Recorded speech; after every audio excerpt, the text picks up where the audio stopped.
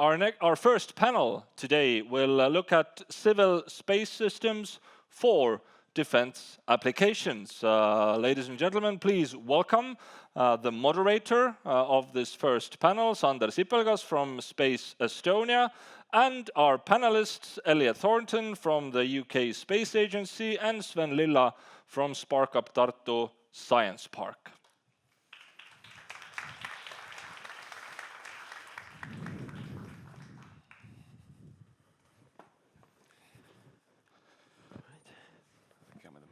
Yeah, you're in the middle. And Sven there. All right. Whether we want it or not, we are indeed living in a time where we have to think more about what we can do in defense. Excuse me. What existing technologies we can use for defense and what needs more development in that space. As Nick brought out earlier with excellent examples on space warfare, with Russia on our doorstep, violating NATO's airspace really frequently, and we can't wait to just see what happens. We have to act really fast and be really rigid in what we do. I definitely won't give you all the answers, but I have two specialists, experts in their field with me on stage. And I want to welcome Elliot Thornton from the UK Space Agency and Sven Lilla from Sparkup Tartu Science Park. And to kick it off, I would ask you to give us a couple of sentences about what you do, a little about your background, and why you're on stage with me here. So Elliot, please. Thank you for having me. It's really great to be here in Estonia. I'm Elliot Thornton from the UK Space Agency, where I'm the resilience manager.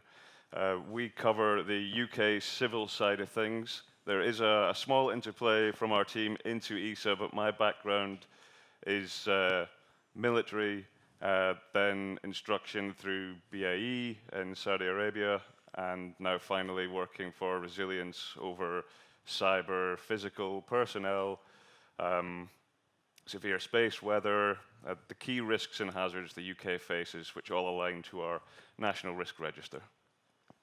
Thank you very much. And Sven?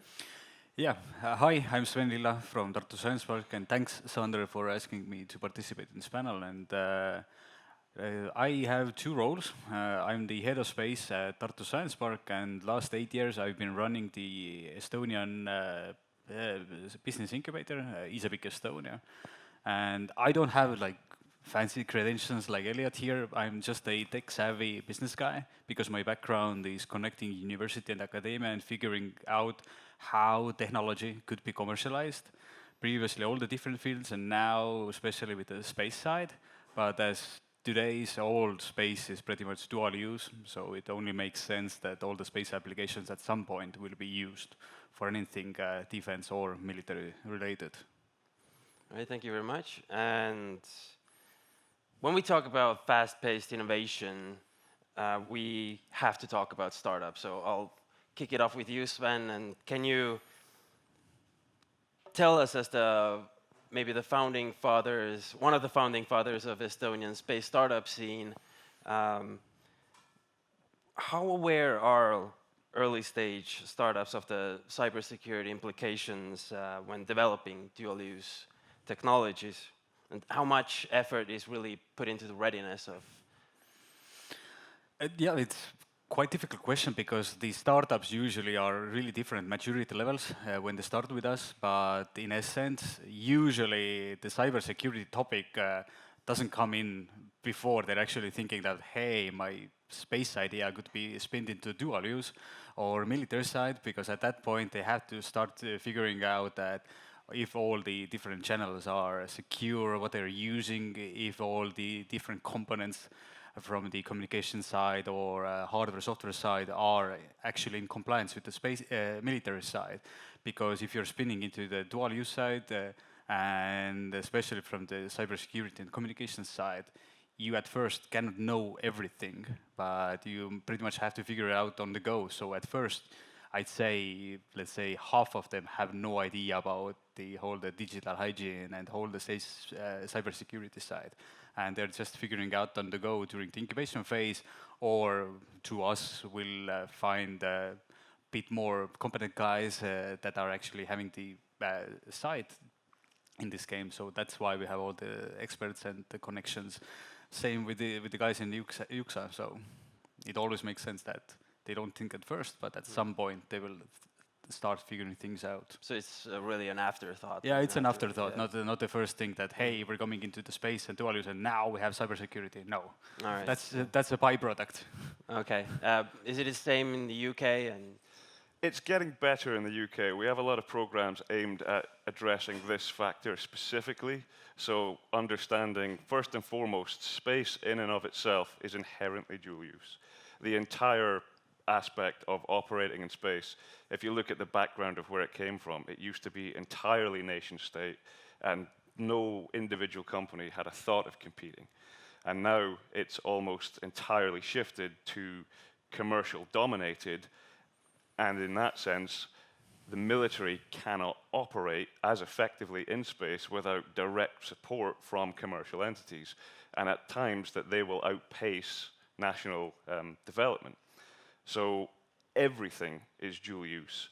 But it's exactly the same problem as Sven was saying, in that it's not the first thought that companies have. They think, oh, space, I have a great product. I want to get this optical sensor, this communication link, this whatever into space and showcase my company and see what they can offer. It's often then either co-opted by defense or the company merges into someone with defense contracts or is defense-minded and then becomes held to much higher regulations, much higher procedures that would otherwise have not have been a thought for them, especially in the cyber domain. So this is a big hurdle for companies that haven't considered this. So our first job is to get the message out there that this needs to be taken seriously and probably sooner than you expected.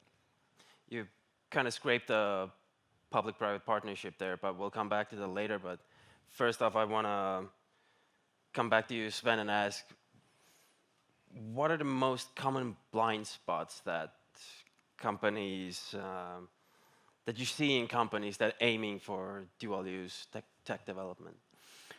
Well, first of all, as today the whole space scene and space sector is blooming, and the dual-use one is to the different political situations in the world.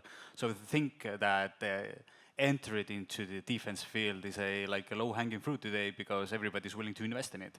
But when they actually start figuring out that, hey, yeah, defense side, then they got the main hurdles that the supply chains in military side are super long, the client acquisition costs are quite high, so to actually close a deal compared to the civilian and the military ones go like 5 times longer, and to actually be able to support all those kind of things, you actually have to have already a proper, like, stable civilian revenue stream.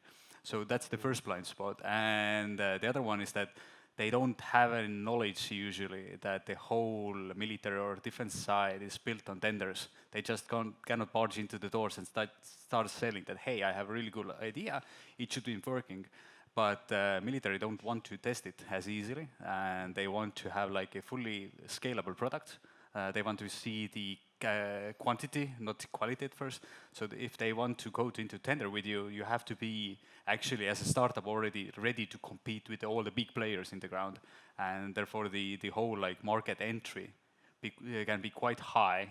So at first, yes, it's a good idea to go with the defense, but by the end of the day, they're back to the drawing board, figuring out how to establish a civilian side with a similar technology, and then spin into the defense side. Since it's way easier to spin from defense to actually civilian side, because you have already gone through all the like high entry levels and all the value chains and all the necessary confirmations that you actually have to get from the MOD side or the Ministry of Economic Affairs and Communication side. So you have to know the whole value chain, who are the actual policy givers and who are the ones confirming that you actually can do some things or import and things to Estonia, for example. So it's a quite crucial to know what is the legal world, how the market works, and how you actually can get the acquired clients. So these are like the three main things. All right. Can it be pinpointed to one special thing, which is talent, which is an R&D intense sector problem anyways, but maybe we can touch about that a little bit.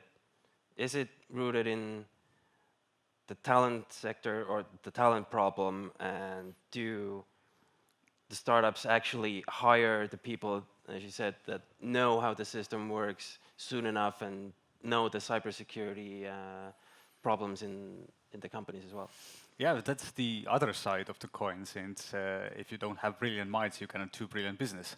And currently, since there isn't, for example, from software engineer side, there is not enough software engineers for all the Estonian companies. And most of the companies, even in our portfolio, they're outsourcing quite a lot of work. They used to do it from Ukraine.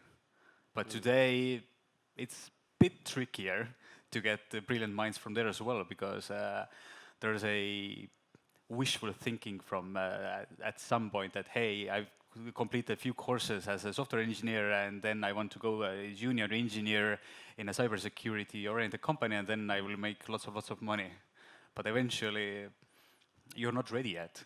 And if you're spinning into dual use side, then you have to have way more knowledge as a junior engineer. But that gives you a closed loop, because you cannot get experience because nobody will hire you. And if you're not hired, you cannot get experience. So that's like closed loop, and I hope really that at some point, I know that there is the whole cybersecurity courseworks in Taltech, and hopefully some things will actually boost that will get the next generation of capable software engineers that the companies are willing to take into their, like, under the wing or something like that. Yeah, Elliot, maybe you want to add to that? Yeah, I think this is the most important non-cyber problem in cybersecurity, is this suitably qualified, experienced personnel, and especially on the experience side. As Sven put it, these initial contracts that either need very experienced software developers, they go very quickly, and they probably go to the larger companies, not startups, which dilutes the pool of talent that they can draw from in order to grow the company as legitimate players. They don't normally want to do dual use. It just happens to be dual use, as everything is. But the experience that it needs to work on these projects often presupposes you to have done this before. And if that's not the case, you're probably not going to get hired. Another point to this one is that in the early days, at least, there was a lot of money thrown around at anything to do with cyber, and it was, an easy way to make money. Get some qualifications, do cyber, make money. And while that's still largely the case due to a lack of people to fill the job roles, it's not as lucrative as it once was, and the bigger companies are a lot savvier in taking exactly who they want, rather than letting the experience proliferate. All right. Elliot, actually, one thing I want to ask you, which kind of maybe talks about the expertise in the company, is what kind of vulnerabilities are there in the ground stations that are being used for both civil and defense missions, and maybe touch upon the cyber hygiene part about in it as well? Sure thing. If you're sad enough to know, the UK Space Agency has gone through a little bit of a change. We're no longer an arm's length body of the government. We're now moved directly into our parent organisation, which is the Department of Science, Innovation and Technology in the UK, called DSIT. DSIT have recently put out a study looking at just that, vulnerabilities in ground station, and specifically ground station as a service. So we are seeing a lot more less reliance on physical infrastructure, and moving into a lot of people using the same thing as a service. That obviously greatly expands the threat vector that you can have, the attack surface, allowing more vulnerabilities. And the main thing that the DSIT study found out, and ground station survey was that the level of understanding and maturity across all the players who are involved in this is so varied. You can have some that are, elite level. They go beyond what the government requires. They go beyond what the MOD requires. And then some still that have a very, very good idea, but almost zero practical application of cybersecurity, which leads them to be a softer target and therefore more vulnerable. Yep. So the main thing that we found is the variance across the sector, and it's very hard to judge who and what has what level. Sure. Sven, what could maybe be the lessons learned or maybe the advice that you can give to our young entrepreneurs on dealing with dual-use technologies, and how can they seem as reliable partners to defense players? Yeah, first thing is that to not be afraid of to ask help, because you don't need to be the smartest guy in the room. You just have to know the smart guys in the room. That's one thing that everybody, whenever, as a startup, you need to bootstrap anyway, but somehow they're trying to push everything by themselves, and they think they are the smartest ones. That usually, the smarter you think you are as a startup, like a young startup, you don't know anything. And if they get yourself like a false assumptions, then it's quite hard to actually get over those assumptions. So the first thing is that if you want to actually spin into the dual use side, get yourself a friend who knows what's actually happening in the scene to cover all the things that I mentioned before, all the blind spots, that somebody who knows how to chew through the legislation, someone who actually knows what they're doing in the defense and what are the actual needs and specs and what the things have to be capable of. It's the very same like in the space side, that if you want something to get the flight approved, you have to go through this huge checklist that if you are launch capable, if you are launch survivable, and things like that. So the same checklist should be applying when the startup has the first thought that, hey, the civilian side works, maybe it could be spin into the defense side. So there has to be like a mental checklist or something like that.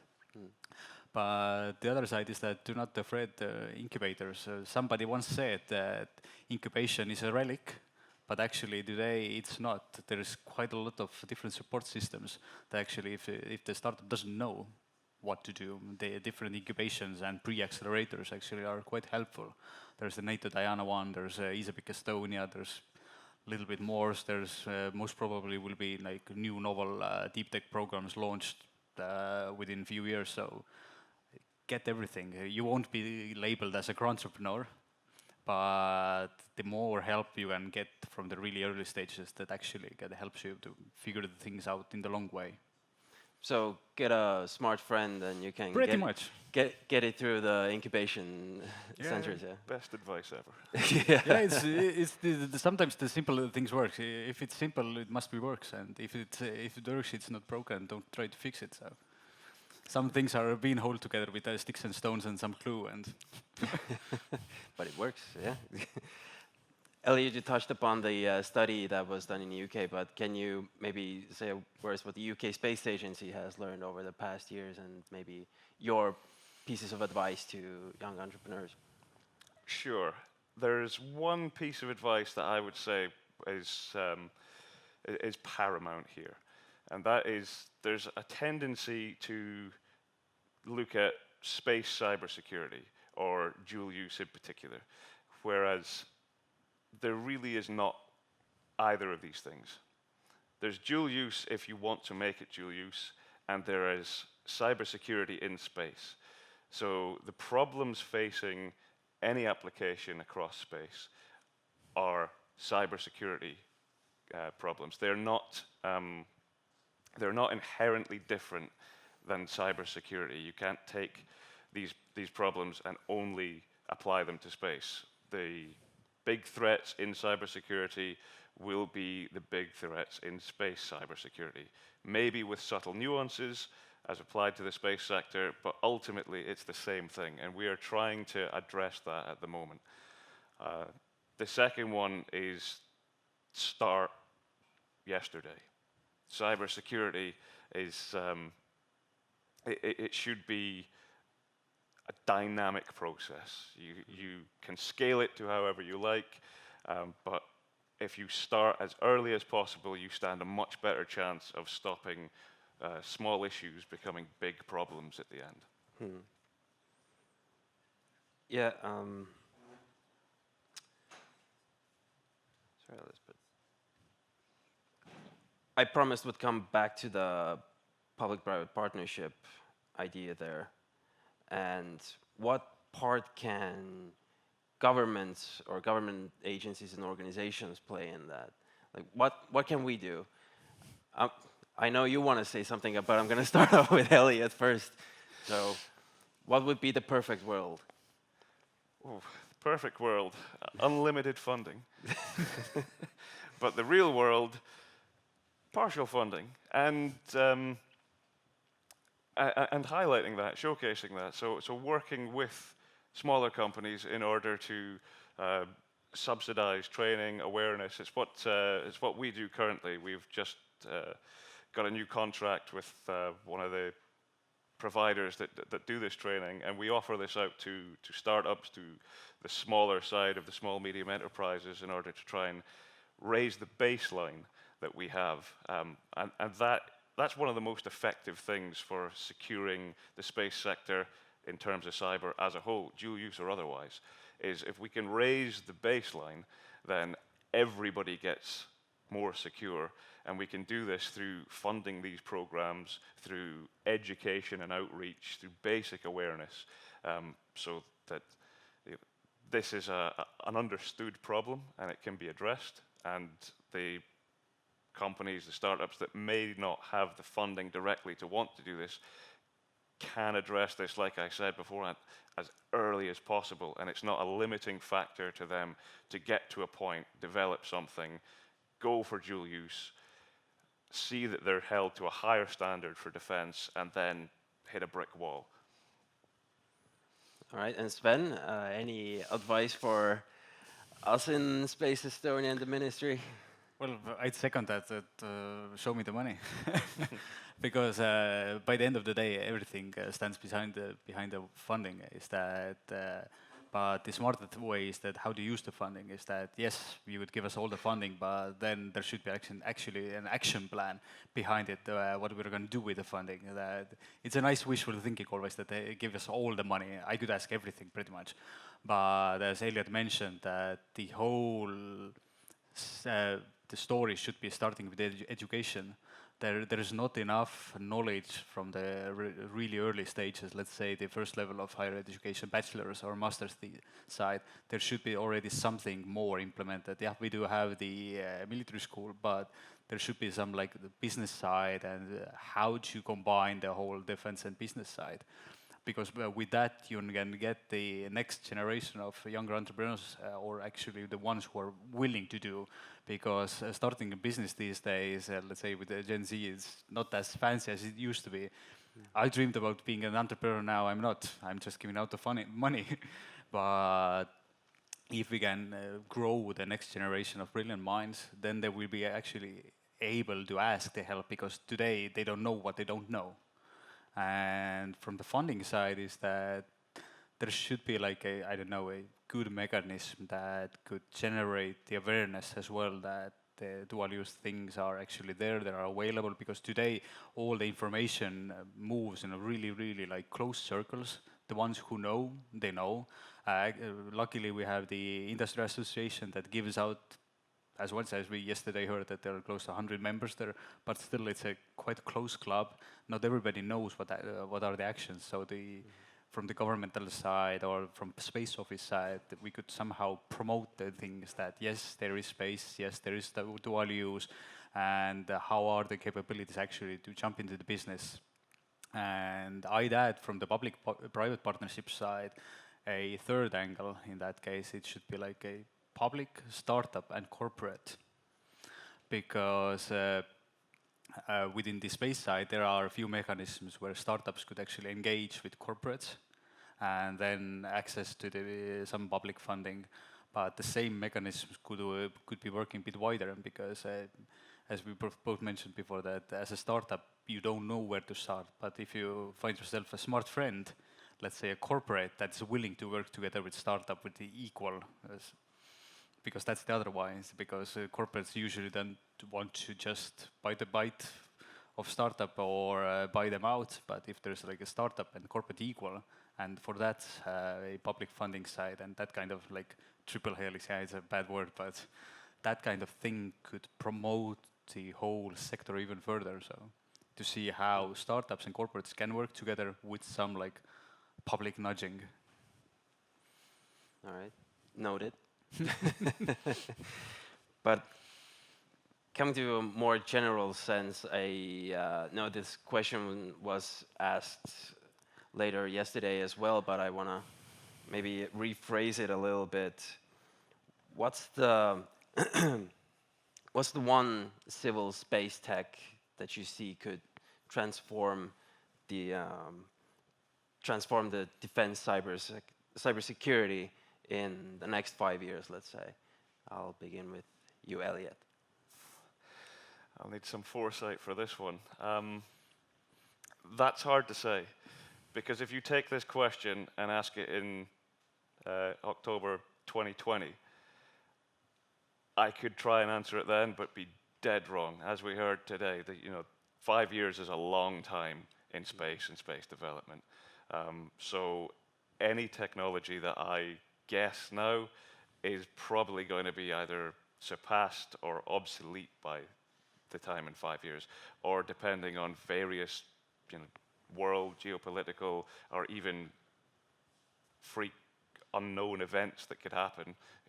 Look at COVID, look at the war in Ukraine, look at all these things that have had a massive speed bump, or even positive things like SpaceX. 1,000 satellite constellations used to be absolutely unthinkable, and now it's commonplace. So in terms of what I think could really shake up the sector, I'm not sure. In a negative light, possibly a catastrophic cyber event that could have very wide-ranging implications. In a positive light, technology, I guess if it comes to fruition, there are massive strides in quantum at the moment, and should that manage to take off in terms of cybersecurity, what I hope everyone here would be aware of is the post-quantum world, the quantum key distribution for cryptography, the whole concept of harvest now, decrypt later raises massive questions about our data security. So that could have a huge, huge upheaval in the commercial side of things. But I'm excited for it, though. Let's see what happens. Let's hope for a positive innovation in that sense, but we'll see. Sven? Yeah, pretty much what he said, but I give another maybe an angle is that there's two things that are already used for in the space side, our military side, is anything done with communication and anything done with Earth observation, because the level of images that you can get by using satellites from commercial level now, not only the ones that are like public owned Galileos, and but if you use like for example Maxar, the thing that they are doing today and the way they can distribute safely all the images to the necessary parties, that's a game changer in today's world. And the other side is anything done with communication and audio-video transmission, because today there are ways how you can put an analog signal on a drone, you decrypt it digitally, and it's analog, and at the end again. So if anything happens with your autonomous drone, the one who catches your drone pretty much cannot access all the feeds because everything is analog. So that's the civilian thing that we've used analog television all the time. Now it's just come back pretty much for the defense purposes. And anything, cybersecurity related, all the hardware-based encryptions, the post-quantum cryptography, the asymmetric keys, and anything, because the speeds, how the things are now today, you can get the encryption speeds over 20 gigabits in a second. So But if that goes even further with the whole development of quantum world and the quantum computing, at some point, the worst case scenario is a catastrophic event and we can disable all the satellites and we are back in the dark ages. That's the actual like risk. Or the other tendency is AI. Nico mentioned the satellite name. For me, it mentioned Skynet. Yeah, and if you're looking for the future, so AI, Skynet, the movies have foretold everything. So that Simpsons all over again. yeah, it's Simpsons all over again. This time it was Elliot, Nick all over again. So these are actually the AI. You don't cannot underestimate AI and the capabilities, because today you can already give AI doomsday scenarios. So if somebody is done for pretty much used for good, there's always somebody who can misuse it for the bad side. Yeah. Since Elliot started it, I can get to the worst case scenarios as well. So yeah, AI, dual communications, and Earth observation, I think, are the next things that will keep evolving within the next few years. Luckily, we see a lot of developments in that area, in Europe specifically. But yeah. I want to touch upon the communication technologies a little bit. We see, as you said, like Starlink with its thousands of satellites in orbit. Can Europe actually catch up with that, or should we focus on other things? I don't know, maybe you want. Yeah, absolutely. There's no reason why not. And to have the mindset that we can't, you won't get there. Where there's a will, there's a way. And it's the same with the cybersecurity education training. It's the same with getting a good friend. It's all of these things. If you want to do it, there will be drive to do it. And with drive to do it, we'll get there. So there's a number of programs we have already within the EU that wants to do just that. We want sovereign to, enough for a nation, but collaboratively looking further with partners and allies, and then with the whole of the EU, we're actively pursuing this as we speak. And everyone realizes that no one's going to compete on an individual level to the same degree. That's wishful thinking. That's outside the realms of possibility. However, being specialists in key areas, we can absolutely do that. Working together with friends and partners, we can do that too. Raising investment, raising public awareness, and raising the need and desire to do this, we can do all that as well. So I think not only is it possible, it's needed, it's necessary. That's a great answer. Thank you. You want to add anything on top of that? Well, yeah, it's necessary. I was just thinking that it's necessary. Why is that whenever you're doing something, for example, from Estonia as well, everybody says that Estonia is so small, I can do anything here, but that's a really wrong mindset. You can think, from example, from Estonia, it's a test bed. The compactness gives you an advantage. You can test out anything because there's no red tape. And that's why, yeah, we cannot say that they're like moving too fast over. You got to try to catch that train, because if you say we cannot do that, you're already lost. And they're without a fighting chance, so to say. So I definitely, there is time and way to catch up, and yeah, it's necessary. Yeah, that's great. That's what I wanted to hear. So. But I saw a couple of questions pop on the screens. Maybe we can wrap it up from our side and go on to questions from the audience, maybe. I see. Sander, you want to take those questions yourself, or can I give you a hand? Because I think we have them on the screen, right? Yeah, we have them right here.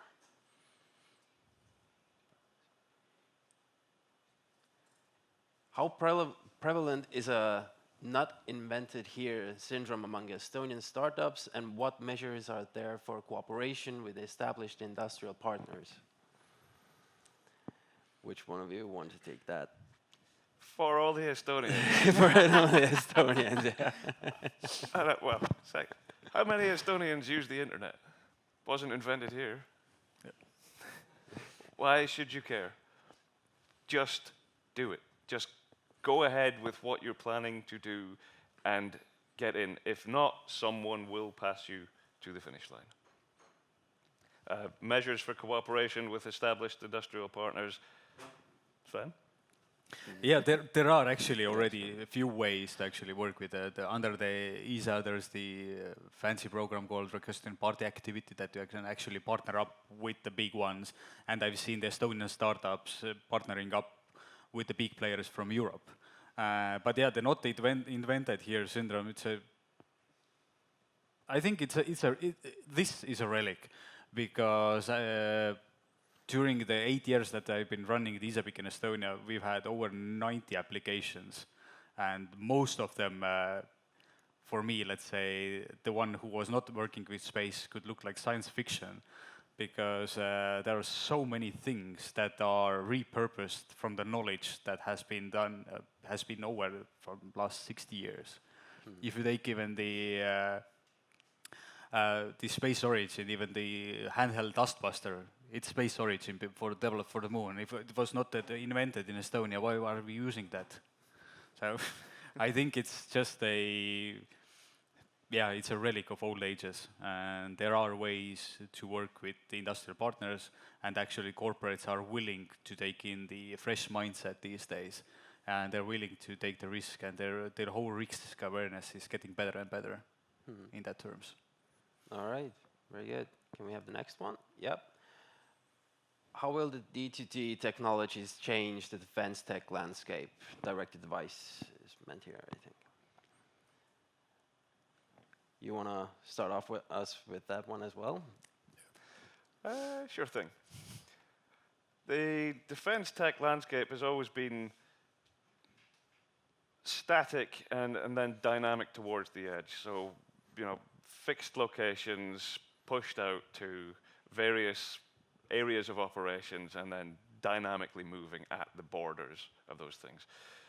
That is a system of the past that doesn't really apply to modern day battlefields and modern day threats.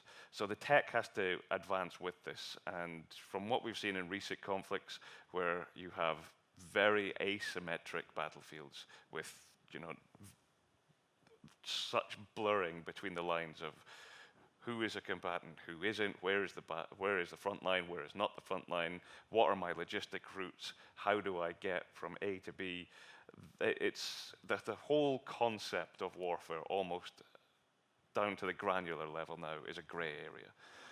So direct-to-device takes this decision-making that has originally been fixed, static positions, and pushes it out to where the decisions need to happen the fastest. And that only happens with direct-to-device technology.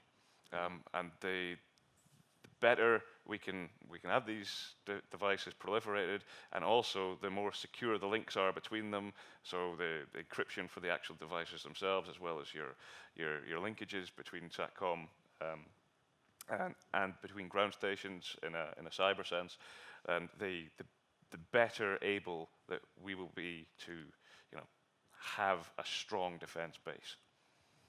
That's hopefully what direct-to-device is going to enable, and initially it looks that way.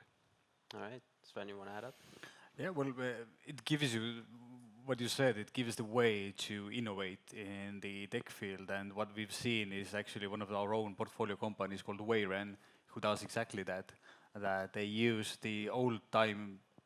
They pretty much replaced the old aiming technologies that when you had to bounce back and forth to where to actually land the bombs, and it took 20 minutes to aim, but with their own technology that they can put a digital device to any handheld walkie-talkie, and you can get the exact pinpoints where to bomb within 2 minutes.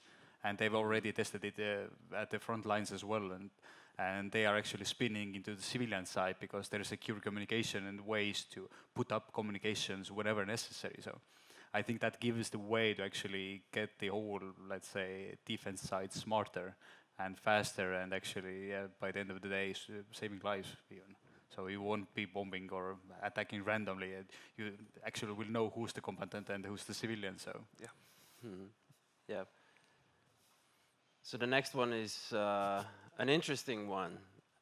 If you would be a space application for defense use, which one would you be? Sven. Death Star. Death Star. But yeah, jokes aside, I think something to do with aiming and guiding, Aiming and guiding. like the cyber communication side, because I'm a communicator by trade, so I think something to do with safe communications. And you, Elliot? We are kindred spirits, Sven, but if we were on opposite sides of the divide, you'd probably hate me for this one. My background's electronic warfare. I would do something with signal interference or the intentional version of that, which is commonly known as jamming. I think that is a technology that we're getting a lot better at, lot better at.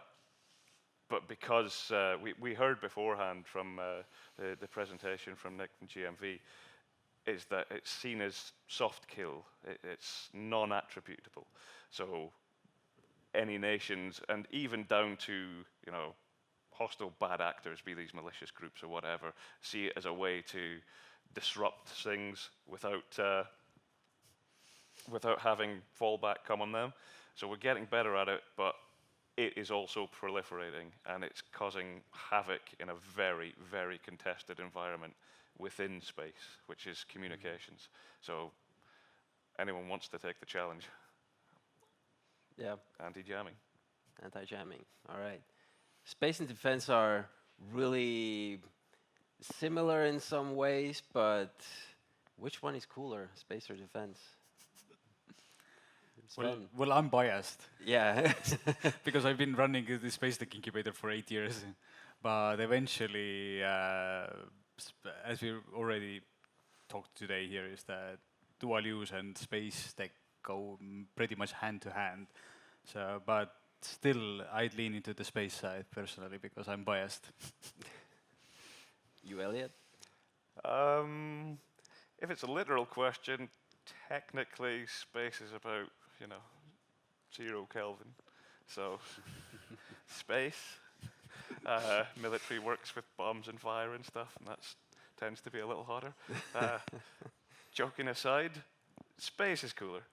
There's always going to be defense applications, but defense doesn't really care that much about, you know, climate modeling, or, you know, they care about EO, but not a company that does selfies from space.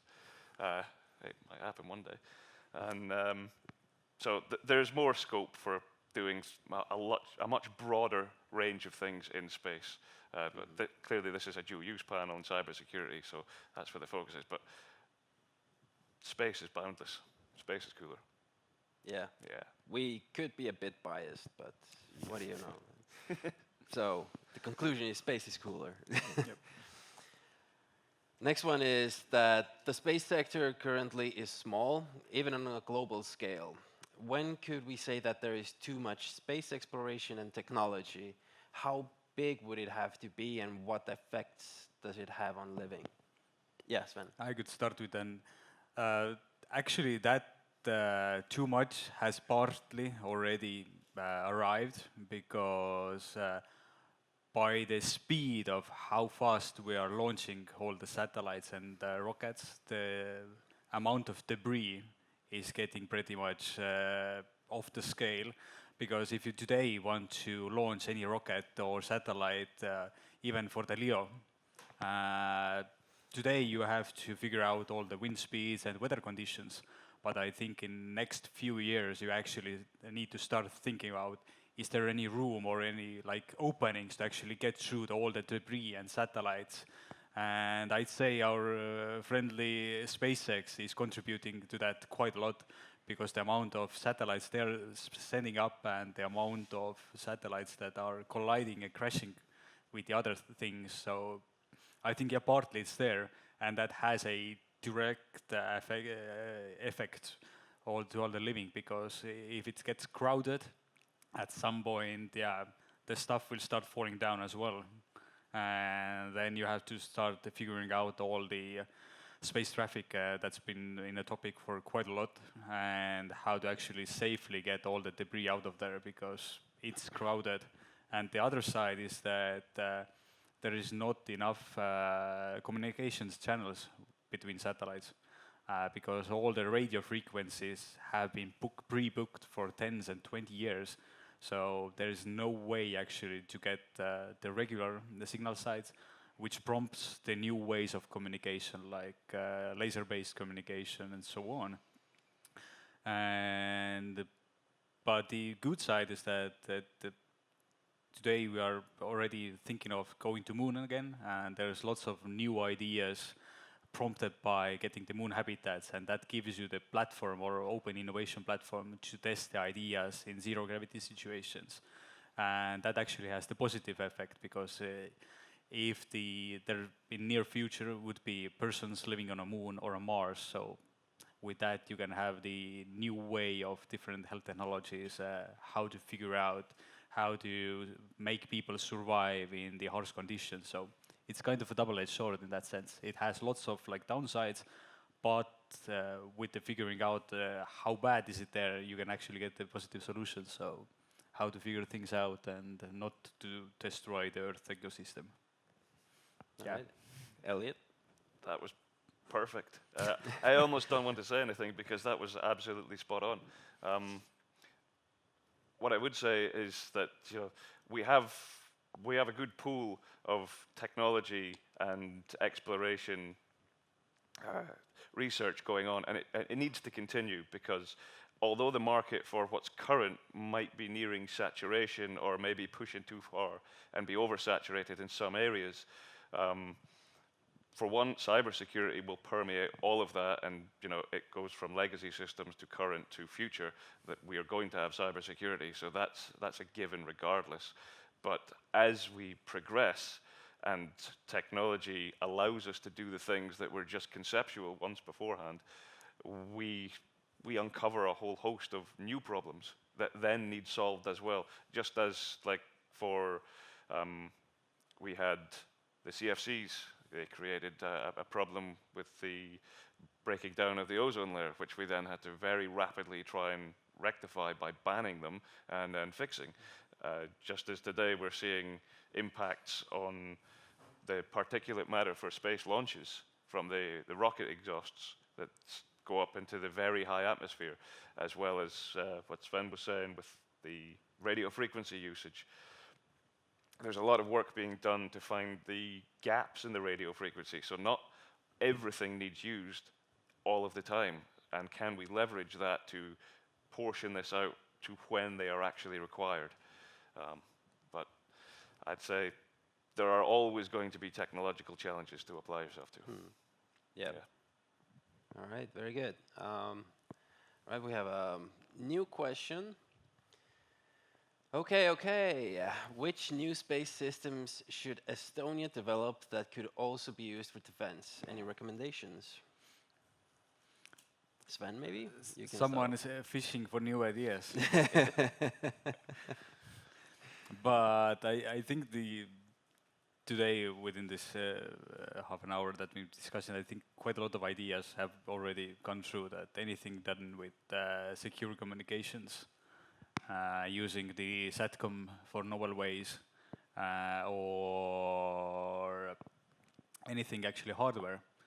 Sorry, yeah, we are in the software-oriented conference, but I think since any hardware that isn't without software is just a piece of junk. So I think anything robotics side could be the ones that could be used for the defense side, because today is the run with using the visual SLAM to get the drones moving without the need of having the regular GNSS systems. So what if the GPS is down, but the autonomous vehicles still need to move?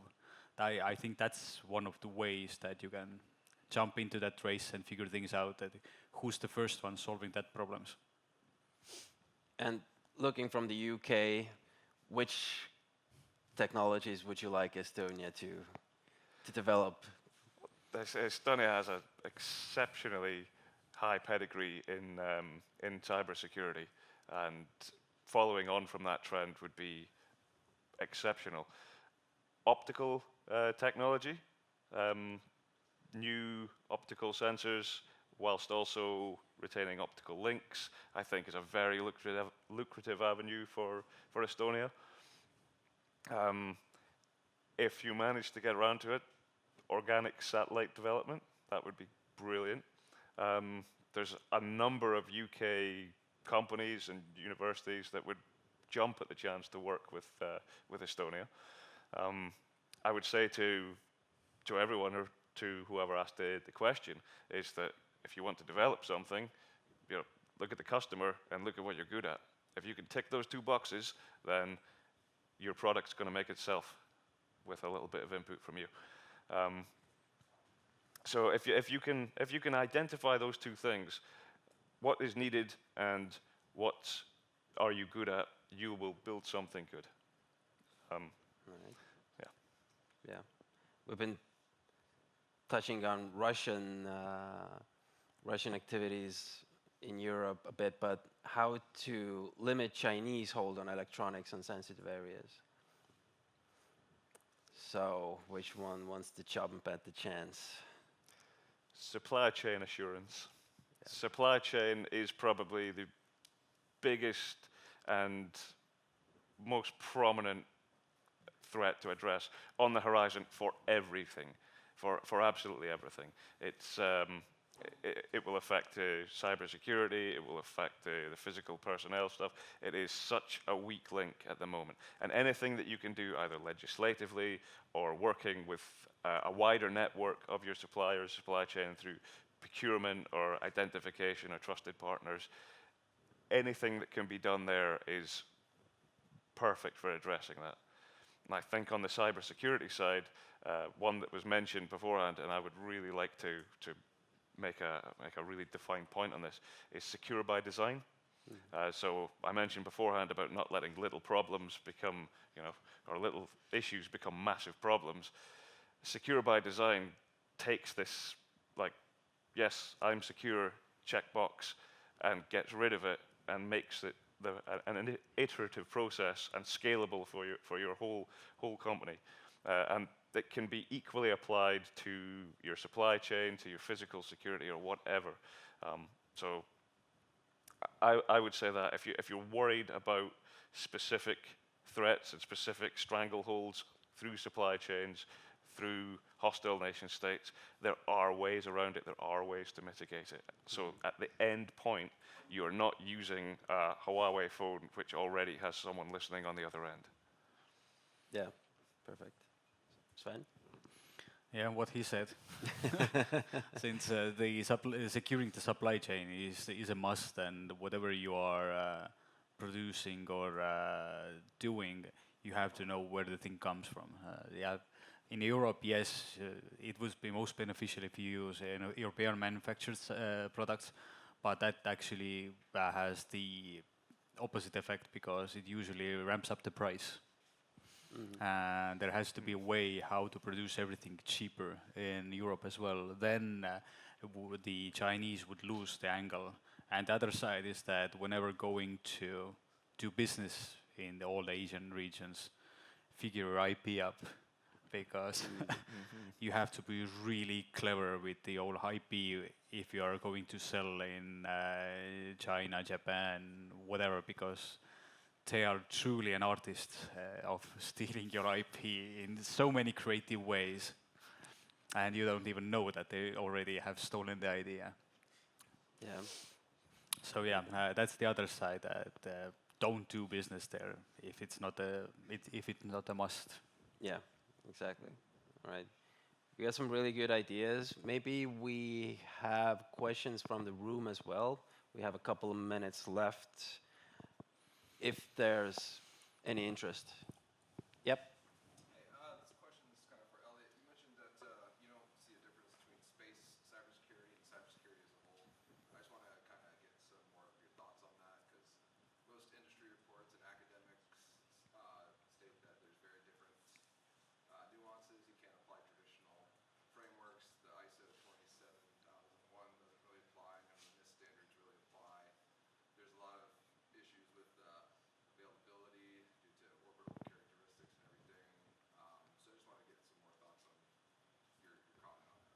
Yeah, sure thing, and it's a valid point as well. But I would echo that in saying, what are the standards that are used? It is NIST. It is ISO 27001, and these are and continue to be the standards that we push as the the benchmark for what to achieve. Absolutely agreed. There are nuances in the application of cybersecurity as it entails to space systems. However, there are very few situations in where cybersecurity is a different concept for space. It is a distributed version of what you would find, say, if you had a satellite on the ground or between ground stations, which are effectively just nodes. These problems already exist in a comparable sense within cybersecurity, and people do take them seriously, which is why we have the NIST standards that go through these things. And a lot of them, when you do search through them, they align quite nicely with what is already ongoing in space. And there's a tendency to think that that it's something different and try and tackle a problem which actually isn't there, which takes time and effort and experience outside of where it could be applied. There was a question that would have been on the panel about the biggest risk to cybersecurity as it applies to dual use, and the most underestimated thing. And I would say, in traditional senses, if you have an underestimated threat, it's normally something that either you're paying not enough attention to, that sneaks up behind you and hits you over the back of the head with a shovel, or you're looking elsewhere and then suddenly, boom, it's right in your face. Conversely, what we see here is not such a thing. It's that we're looking at something as if it's there when it isn't, and we're applying solutions to this which have already been made. I hope that in some senses answers the question. I could add the security and resilience team, which I'm a part of. We partner with the Unlocking Space team, which takes the roadblocks away from companies looking to work with defense. We do a workshop on secure by design, and one of the things we cover is how to apply all of these standards across cybersecurity. So be it the cyber assessment framework or the NIST or ISO or whatever, we take them all and we go through it with you. And if anyone wants signed up to that, it is free training. By all means, see me after, and we can get you on the link for that. Great. I think we can get one more question from the room. If not, then we are okay. Yeah. Usually on devices that are used on Earth, quite a lot of security attention goes to the tampering on place. We were talking about devices orbiting the Earth. How much should we think about that, if at all? I think that was.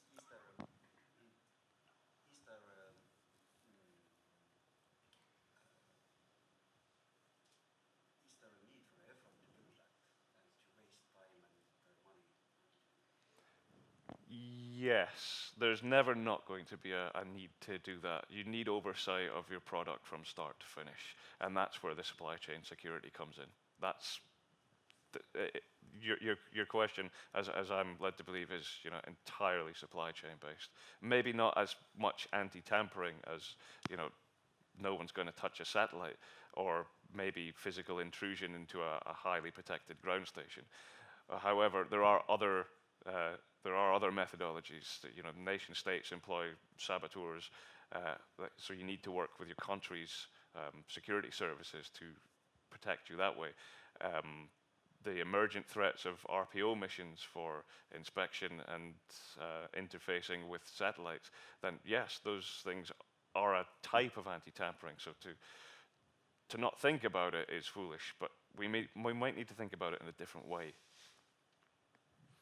Yeah, I'd add, since the other side is what you mentioned before, the jamming side, because today they can spoof signals from drones. Who doesn't say at some point somebody will spoof the signal for a satellite and do whatever, since we all know that there are satellites up there that nobody wants to talk about, some since 20 years and more. But who does that? So the anti-tampering and securing that side is a must, and figuring out a fail-safe is somebody will at some point will start spoofing signals for satellites as well. All right, very good. I want to thank for the questions and the answers. I want to thank my distinguished panel members here for stepping on stage with me and discussing this important topic. We will be around, so if you have any more questions that you're not comfortable with asking us right now, come up to us and we'll speak in more privacy, let's say. But thank you very much.